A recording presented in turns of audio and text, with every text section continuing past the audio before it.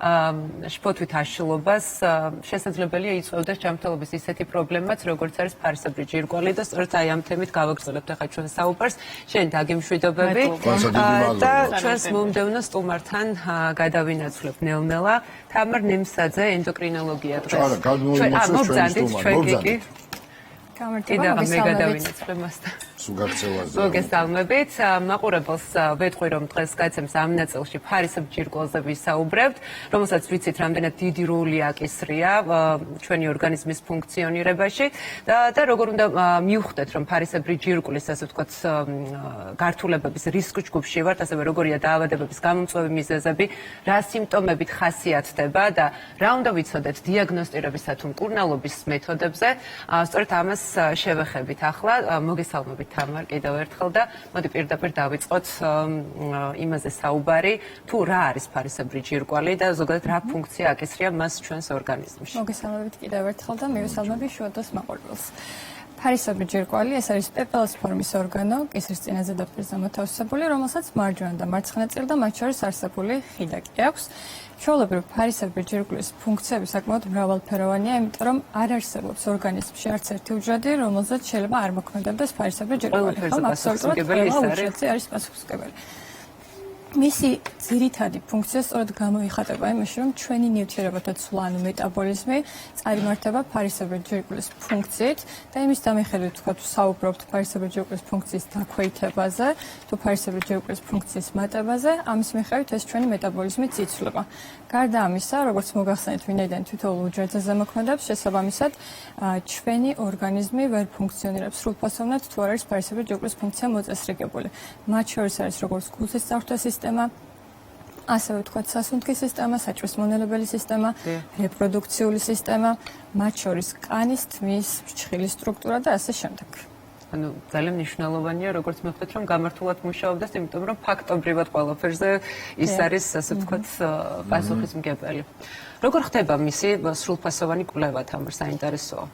ეს ძალიან საინტერესო და მნიშვნელოვანი კითხვა, იმიტომ რომ ბოლო პერიოდში ძალიან მიხარია, რომ საქართველოში საკმაოდ იმატა თვითნებურმა თვითკონტროლმა, ასე რომ ვთქვათ, პროფილაქტიკის მიზნით ფარისებრი ჯირკვლის. მაგრამ აქ გვაქვს ხოლმე ერთი პრობლემური საკითხი ის, რომ ადამიანების მხრიდან თქვა ხდება მხოლოდ ან ეხოსკოპიური გადაკონტროლება ფარისებრი ჯირკვლის, ან მხოლოდ ანალიზის ჩატარება, რასაც ვეძახით სისხლის ჰორმონალურ სპექტრს, და თქვათ რომ ნახულობენ რომ ფარისებრი ჯირკვლის ულტრასონოგრაფიულ კვლევაზე არ აღინიშნება რაიმე პრობლემა, ან თქვათ სისხლის ანალიზებში არ არის რაიმე დარღვევა, თვლიან რომ ყველაფერი კარგად არის და ამით შემოიფარგლებიან ხოლმე. მაგრამ ფარისებრი ჯირკვლის სრულფასოვანი კვლევა სულაც არ გულისხმობს იმას, რომ ჩავიტაროთ თქვათ მხოლოდ ეხოსკოპია, ან გავიკეთოთ მხოლოდ სისხლის ანალიზები.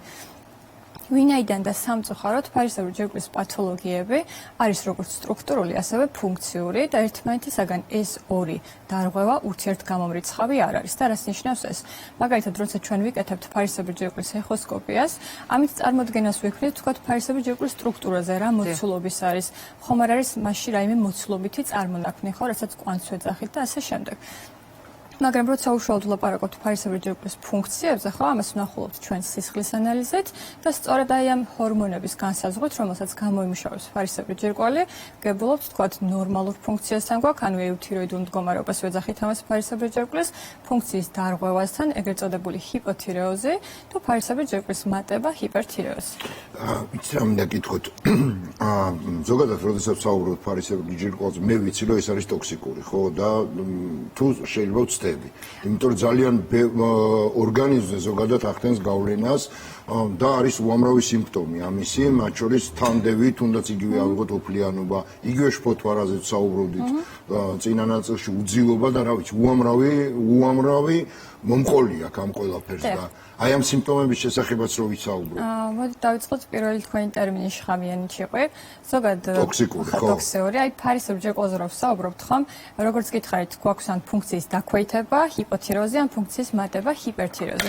აი ეს ჰიპერთირეოზი, ან როდესაც ჭარბი რაოდენობით გამომუშავდება ფარისებრი ჯირკვლის ჰორმონები, საზოგადოებისთვის ცნობილია როგორც შხამიანი ჭიყვი და რატო?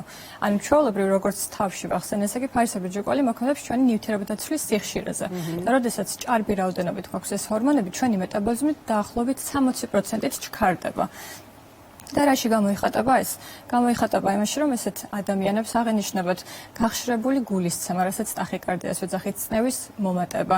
ხშირი, ანუ ვინაიდან გული უფრო ხშირად იკუმშება, მას მეტი ჟანგბადი ჭირდება, მეტი ნახშირორჟანგი გამოიყოფა, ჩვენი სუნთქვა უფრო ღრმა ხდება, უფრო ხშირი ხდება, მომატებულია გაღიზიანება, ოფლიანობა, თქვათ, ასეთი პაციენტები არიან ემოციურად საკმაოდ ლაბილური, აღინიშნება წონაში კლება, ოღონდ ეს არის ყველაფერი, როცა აღინიშნება ფარისებრი ჯირკვლის ფუნქციის მატება.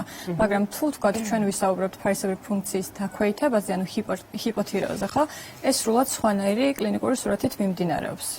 აი ყველაზე მნიშვნელოვანი ერთ-ერთი კითხვა მე ვფიქრობ უკავშირდება იოდის დეფიციტს, იმიტომ რომ ვიცით რომ ის პირდაპირ პროპორციულია ფარისებრი ჯირკვალი სრულფასოვნად მუშაობდეს.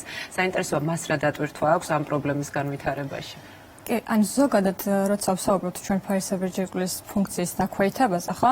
ამაში ყველაზე დიდი როლი, ვთქვათ, მიუძღვის ხოლმე ორ პათოლოგიურ მდგომარეობას.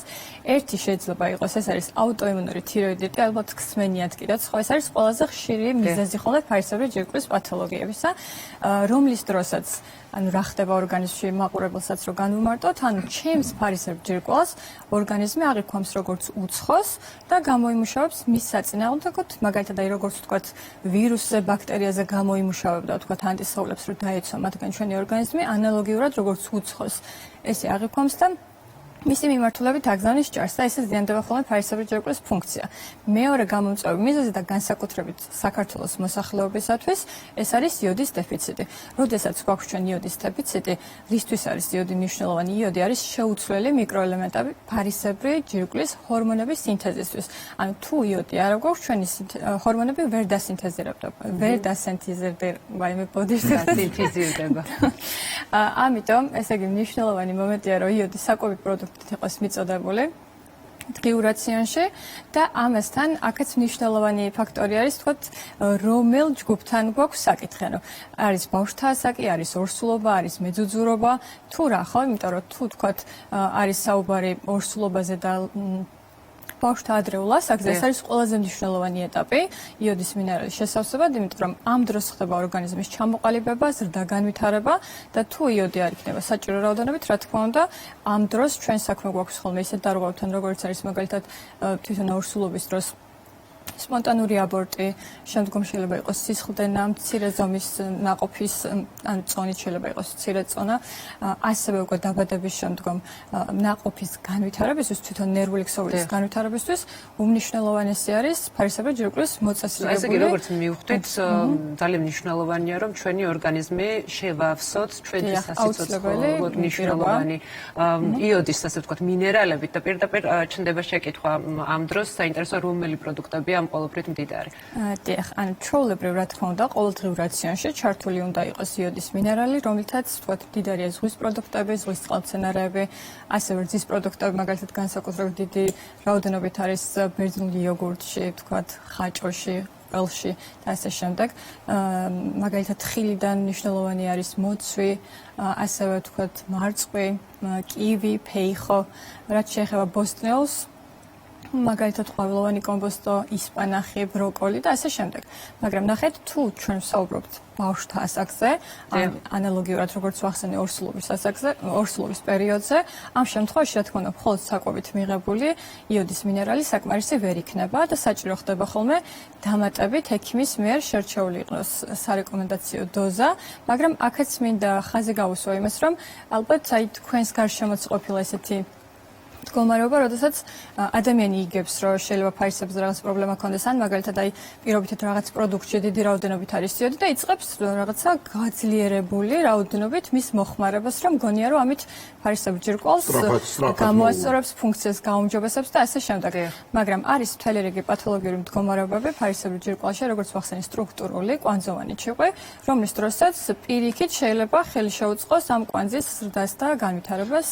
ამიტომ ეს რაოდენობითაც არ არის სასურველი. კი, იცით რა მინდა გითხოთ, მე ჩემ გარშემო სულ მესმის, იმიტომ რომ ოჯახშიც გქონია მსგავსი შემთხვევა, პირადად დედაჩემს ჰქონდა პრობლემები ამასთან დაკავშირებით, მაგრამ სულ მესმის, რომ ეს ფარისებრი ჯირკვლის პრობლემა ქალბატონებთან მიმართებით არის, უფრო მეტი სტატისტიკურადაც როგორც ჩანს ასეა, მაინტერესებს მამაკაცებში თუ ვლინდება და ალბათ ფორმები იგივე აქვს და შესაბამისად სიმპტომებიც იგივე აქვს, ხო? დიახ, იშვიათია, ყოველ შემთხვევაში იშვიათად. მამაკაცებშიც ვლინდება, უბრალოდ სტატისტიკურად ესე არის, რომ 8-ჯერ უფრო მეტია ქალბატონებში და რატო არის თქვათ 8-ჯერ მეტი ქალბატონებში? ხო, ან მოგეხსენებათ, რომ ქალბატონებში მთელი რიგი ნეიროენდოკრინული გარდაქმნები ხდება დაწყებული მენსტრუალური ციკლიდან, ორსულობა, ლაქტაცია, შემდგომ უკვე მენოპაუზა, რაც აი მაგალითად თუნდაც ორსულობის დროს თავში ვახსენე მე ავტოიმუნური თიროიდიტი, ხო, რაც ანტისხეულები გამომუშავდება ამ ფარისებრის მიმართ. ორსულობის დროს ისეთი ჰორმონები, როგორც არის ესტროგენი, პროგესტერონი, ანუ ამწვავებენ და აქტიურებენ იმუნურ სისტემას და კიდევ ანუ ზემოდან ხდება უფრო ხელშემწყობი ფაქტორი ფარისებრი ჯირკვლის ფუნქციის უკმარისობისათვის. მაგრამ ანალოგიურად მამაკაცებში, როდესაც ვთქვათ ჩვენ გენეტიკა პირველი ხაზით ოჯახში დედას, მამას, ბებიას, მამიდას შეიძლება ქონდეს ფარისებრი ჯირკვლის პათოლოგია, ხო? რა თქმა უნდა, ამ შემთხვევაში და თუ რა რეგიონში ცხოვრობს და მაგალითად საქართველოს, რა თქმა უნდა, დღეისათვის ეს პრობლემა აღმოფხვრილია იოდიზირებული მარილის შემოტანის შემდგომ ნამდვილად შემცირდა გამოვლინება და აღარ მოიხსენიება როგორც იოდის დეფიციტის მქონე რეგიონი, მაგრამ ჩვენს წინათაობებს, ხო, მაგალითად დედის და ბებიის თაობებს ორსულობის დროს როგორც მოგახსენეთ, განსაკუთრებული მნიშვნელობა აქვს, ხო, იოდის მინერალის მიწოდებას. ვინაიდან მაშინ არ ხდებოდა ეს სრულყოფილი კვლევა, ხო, უფრო სტატისტიკურად გამოვლინება მეტია.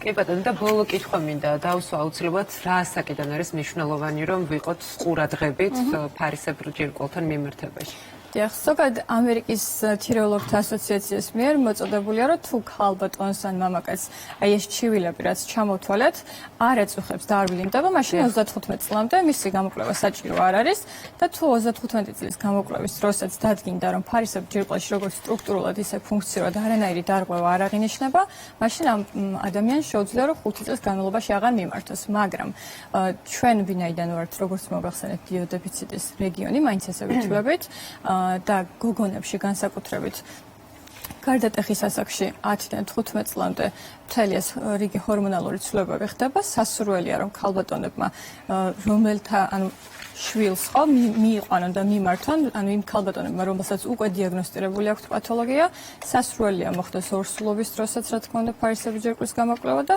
ყველაზე მნიშვნელოვანი, თუ ამ ჩივილებში ამოიცნობენ თავიანთ თავს, რა თქმა უნდა, დაუყოვნებლივ უნდა მიმართონ ენდოკრინოლოგს. ძალიან დიდი მადლობა თამარ